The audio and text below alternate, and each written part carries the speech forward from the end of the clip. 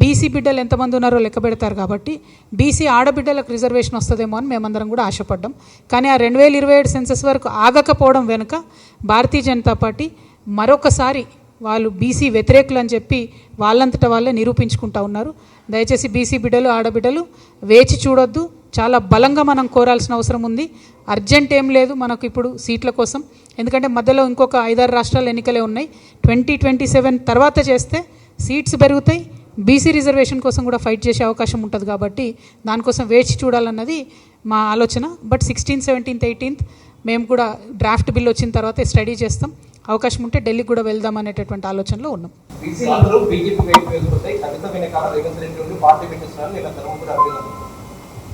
అసలు ఆయన ఎవరన్నది సగం మంది గుర్తులేదు. మా నిజామాబాద్ వాళ్ళకే గుర్తులేదు ఆయన ఎవరన్నది.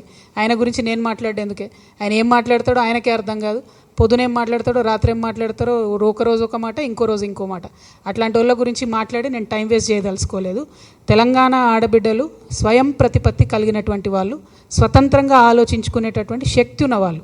నేను తెలంగాణ ఉద్యమంలో రాటుదేలి ప్రజల మధ్యలో ఉండి ప్రజల మధ్యలో బతికి ప్రజల కోసం పనిచేయడానికి వస్తున్నటువంటి ఒక ఆడబిడ్డను. నన్ను పట్టుకొని ఎవరో మద్దతు ఇస్తే మీరు బతుకుంటారు, ఎవరో మద్దతు ఇస్తే మీరు ఉంటారంటే కేవలం ఆయన పురుష అహంకారం కనబడుతుంది తప్పితే ఇంకొకటి కాదు.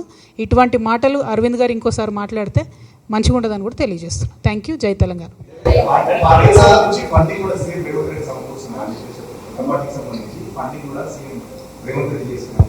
నేను చెప్పిన కదా ఆయనకు తలకాయనే లేదు. ఆయన గురించి ఎందుకు మనకు డిస్కషన్, వేస్ట్ ముచ్చట. ఆయనకు అరవింద్ అనేట ఆయనకు తలకాయ లేదు, ఉన్నా పని చేయదు, వేస్ట్.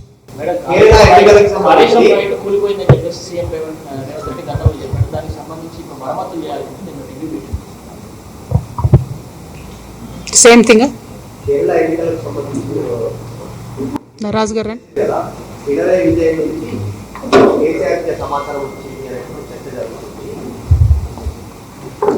కేరళ ప్రజలను తెలంగాణలో కాంగ్రెస్ పార్టీ మనం చేసిన మోసాన్ని తెలియజేయడం కోసం మాత్రం నేను ఆ వీడియోని రిలీజ్ చేసినాను.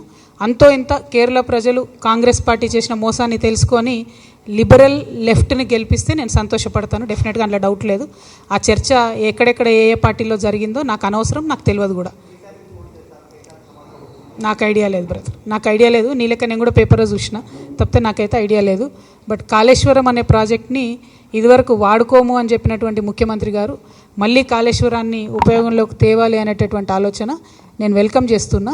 2 కారణాలు. కరెక్ట్గా కాళేశ్వరాన్ని కక్కుర్తి లేకుండా కమిషన్ల కోసం ఆశపడకుండా పూర్తి చేస్తే అన్ని జిల్లాలకు కూడా నీరు ఇచ్చేటటువంటి ఆస్కారం ఉన్నది. కానీ దానికి సంబంధించినటువంటి సిన్సియర్గా పని కాంగ్రెస్ ప్రభుత్వం చేస్తుందని చెప్పి నేనైతే అనుకుంటలేను.